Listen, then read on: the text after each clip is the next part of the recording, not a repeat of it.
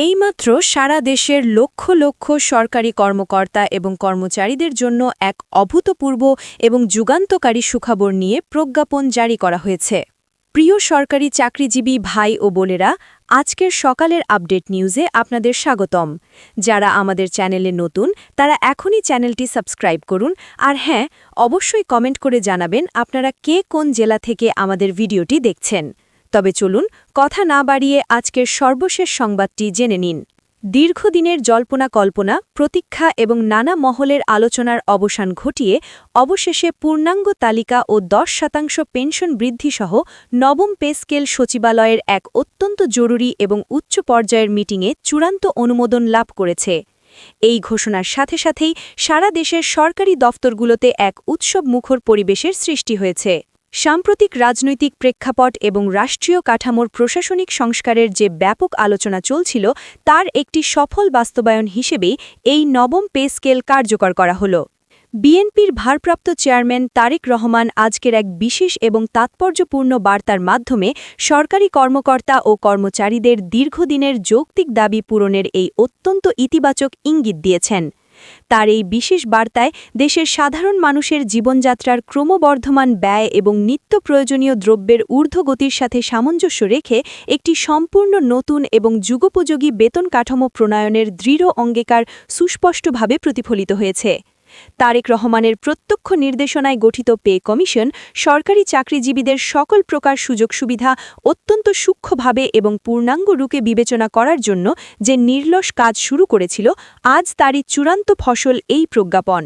বার্তায় অত্যন্ত স্পষ্টভাবে জানানো হয়েছে যে বর্তমান সময়ের লাগামহীন মুদ্রাস্ফীতি এবং অস্থিতিশীল বাজার পরিস্থিতির সাথে মিল রেখে সরকারি চাকরিজীবীদের এবং তাদের পরিবারের সদস্যদের আর্থিক সুরক্ষা নিশ্চিত করতে নবম পে স্কেল কার্যকর করার সময়ের সবচেয়ে বড় দাবি ছিল।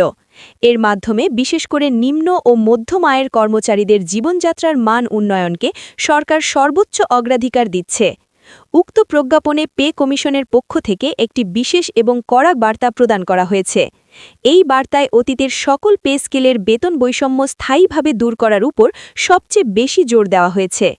পূর্ববর্তী অষ্টম পে স্কেল সহ অন্যান্য কাঠামোতে যে সকল প্রকট অসঙ্গতি এবং শুভঙ্করের ফাঁকি ছিল, তার সমূলে উৎপাটন করে একটি সুষম, বাস্তবসম্মত ও ন্যায়সঙ্গত কাঠামো তৈরি করাই এই পে কমিশনের মূল এবং প্রধান লক্ষ্য ছিল বলে জানানো হয়েছে।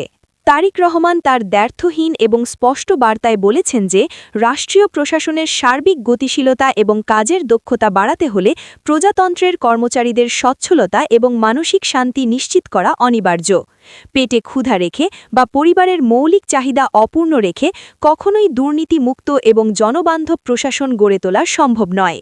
নতুন এই যুগান্তকারী পে স্কেলে মূল বেতনের পাশাপাশি এলাকাভিত্তিক বাড়ি ভাড়া, বর্তমান চিকিৎসা খরচের সাথে সঙ্গতি রেখে চিকিৎসা ভাতা ও অন্যান্য আনুষাঙ্গিক সুযোগ সুবিধা ব্যাপক হারে বৃদ্ধির প্রস্তাব চূড়ান্ত করা হয়েছে। এছাড়াও এই বিশেষ বার্তার মাধ্যমে দেশের লাখ লাখ অবসরপ্রাপ্ত প্রবীণ পেনশনভোগীদের জন্য অত্যন্ত সম্মানজনক এবং ইতিবাচক পরিবর্তনের আভাস দেওয়া হয়েছে, যার প্রথম ধাপ হিসেবে আজই 10% পেনশন বৃদ্ধির অনুমোদন পাশ হয়েছে। অর্থ মন্ত্রণালয় বর্তমানে পে স্কেলের এই পূর্ণাঙ্গ তালিকা বাস্তবায়নের প্রতিটি ক্ষুদ্র প্রক্রিয়া নিয়ে রাত দিন কাজ করছে। সম্প্রতি মাননীয় অর্থমন্ত্রী আমির খসরু মাহমুদ চৌধুরী এক প্রেস ব্রিফিংয়ে ইঙ্গিত দিয়েছেন যে 2026 অর্থবর্ষের ঠিক শুরু থেকেই, অর্থাৎ আগামী 1 জুলাই 2026 তারিখ থেকে এই নতুন বেতন কাঠামো সম্পূর্ণ এবং পূর্ণাঙ্গভাবে কার্যকর করার চূড়ান্ত লক্ষ্য নির্ধারণ করা হয়েছে। পে কমিশনের যুগান্তকারী সুপারিশ অনুযায়ী প্রশাসনের হিসেবে পরিচিত নিম্ন গ্রেডের কর্মচারীদের বেতন প্রায় 142% বৃদ্ধির এক অভাবনীয় প্রস্তাব চূড়ান্ত হয়েছে। এই প্রস্তাবের আওতায় 20তম গ্রেডের একদম সর্বনিম্ন বেতন বর্তমানের 8,250 টাকা থেকে 1 লাফে বাড়িয়ে 20,000 টাকা করার যে দীর্ঘদিনের দাবি ছিল, সেই পরিকল্পনা আজ বাস্তবায়নের মুখ দেখল। 2026 এবং 2027 অর্থবছরের জন্য সরকারের প্রস্তাবিত জাতীয় বাজেট তৈরি হচ্ছে, সেখানে সরকারি কর্মকর্তা ও কর্মচারীদের বেতন ভাতা খাতে এক বিশাল এবং ঐতিহাসিক পরিবর্তন আনা হয়েছে। সংশোধিত বাজেট প্রাক্কলনে এই বিশাল পে স্কেল বাস্তবায়নের জন্য সরকারের কোষাগার থেকে অতিরিক্ত প্রায় 22,000 কোটি টাকা থেকে শুরু করে 40,000 কোটি টাকা পর্যন্ত বরাদ্দের বিশাল সংস্থান রাখা হয়েছে। আন্তর্জাতিক বিভিন্ন অর্থনৈতিক চাপ, বৈশ্বিক মন্দা এবং অভ্যন্তরীণ দ্রব্যমূল্যের ঊর্ধ্বগতিকে গভীরভাবে বিবেচনায় নিয়ে সরকার প্রয়োজনে কিছু কম গুরুত্বপূর্ণ উন্নয়ন বাজেটের অংশ ছাঁটছাঁট করে হলেও কর্মচারীদের বেতন ভাতা খাতে এই বিপুল পরিমাণ আর্থিক অর্থ বরাদ্দের একটি সাহসী সিদ্ধান্ত গ্রহণ করেছে। প্রস্তাবিত এই পূর্ণাঙ্গ তালিকায় প্রজাতন্ত্রের প্রথম গ্রেডের সর্বোচ্চ মূল বেতন ৭৮,০০০ টাকা থেকে বাড়িয়ে ১,৬০,০০০ টাকা করার কথা বলা হয়েছে, যা প্রশাসনিক শীর্ষ কর্মকর্তাদের কাজের স্পৃহা বহুগুণ বাড়িয়ে দেবে। এর পাশাপাশি বাড়ি ভাড়া নির্ধারণের ক্ষেত্রে বেসিকের ৪০ থেকে ৫০% পর্যন্ত এলাকাভিত্তিক আলাদা বরাদ্দ রাখার কথা বলা হয়েছে। তবে সবচেয়ে চমকপ্রদ এবং স্বস্তিদায়ক খবরটি হল চিকিৎসা ভাতার পাশাপাশি বাংলাদেশের ইতিহাসে প্রথমবারের মতো সকল সরকারি কর্মচারীদের জন্য একটি সার্বজনীন স্বাস্থ্য বীমা বা হেলথ ইন্স্যুরেন্স চালুর বিশেষ বার্তা দেওয়া হয়েছে। এর ফলে জটিল বা ব্যয়বহুল চিকিৎসার ক্ষেত্রে কর্মচারীদের আর কারো কাছে হাত পাততে হবে না। গ্রেড সংখ্যা আগের মতোই ২০টি বহাল রেখে এক গ্রেড থেকে অন্য গ্রেডের মাঝে যে পাহাড়সম বেতন বৈষম্য ছিল তা কমিয়ে আনার উপর এই নতুন তালিকায় সর্বোচ্চ গুরুত্ব আরোপ করা হয়েছে। সচিবালয়ে অনুষ্ঠিত অত্যন্ত গুরুত্বপূর্ণ ক্যাবিনেট মিটিংয়ে অর্থ মন্ত্রণালয়ের নবম পে স্কেলের জন্য প্রয়োজনীয় সকল অতিরিক্ত অর্থ ছাড়ের বিষয়ে চূড়ান্ত এবং আনুষ্ঠানিক অনুমোদন প্রদান করে।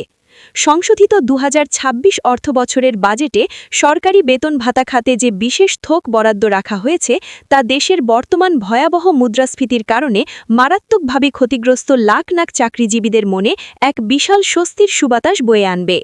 অর্থ মন্ত্রণালয় দেশবাসীকে আশ্বস্ত করে জানিয়েছে, এই নতুন এবং বিশাল কাঠামো বাস্তবায়ন হলে সরকারের কোষাগারের উপর যে বিপুল বাড়তি চাপ পড়বে তা সামাল দিতে সাধারণ জনগণের উপর নতুন করে কোনো করের বোঝা চাপানো হবে না, বরং অভ্যন্তরীণ রাজস্ব আদায় প্রক্রিয়ায় স্বচ্ছতা এনে এবং কর ফাঁকি রোধ করে রাজস্ব আয় বৃদ্ধির একটি দীর্ঘমেয়াদী পরিকল্পনা হাতে নেওয়া হয়েছে।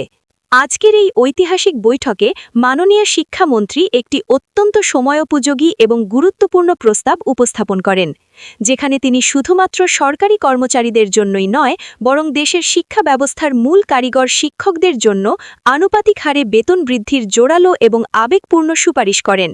তিনি তার বক্তব্যে স্পষ্টভাবে উল্লেখ করেন যে দেশের তৃণমূল পর্যায়ে শিক্ষার প্রকৃত মান উন্নয়ন এবং জাতি গড়ার কারিগর শিক্ষকদের জীবনযাত্রার ন্যূনতম মান নিশ্চিত করতে হলে নতুন পে স্কেলের সকল সুবিধা এমপিওভুক্ত শিক্ষকদের প্রদান করা এখন সময়ের সবচেয়ে বড় দাবি এবং এটি অনিবার্য।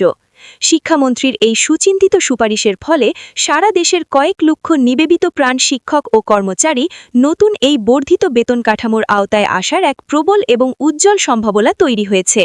সচিবালয়ে আজকের এই ম্যারাথন মিটিংয়ে গ্রেড ভিত্তিক বেতন বৈষম্য চিরতরে দূর করার বিষয়ে দীর্ঘক্ষণ এবং অত্যন্ত গভীরভাবে আলোচনা করা হয়। বিষয়ে করে ১১ থেকে ২০তম গ্রেডের কর্মচারীরা যারা প্রতিনিয়ত অর্থনৈতিক সংগ্রামের মধ্য দিয়ে যান তাদের মূল বেতন ও অন্যান্য সুযোগ সুবিধা আনুপাতিক হারে অনেক বেশি বৃদ্ধির মাধ্যমে তাদের পরিবারের সামাজিক নিরাপত্তা নিশ্চিত করার দৃঢ় সিদ্ধান্ত নেওয়া হয়েছে। অর্থ মন্ত্রণালয়ের আজকের এই প্রজ্ঞাপনে এই দীর্ঘদিনের বৈষম্য নিরসনের জন্য একটি সম্পূর্ণ পৃথক এবং ক্ষমতাসম্পন্ন সেল গঠনের কথা স্পষ্টভাবে উল্লেখ করা হয়েছে।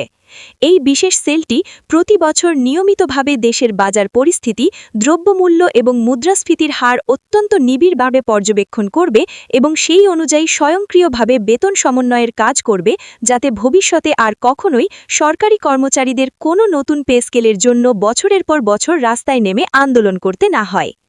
ভিডিওটি খুবই জরুরি, তাই দয়া করে সবার সাথে ভিডিওটি শেয়ার করতে ভুলবেন না।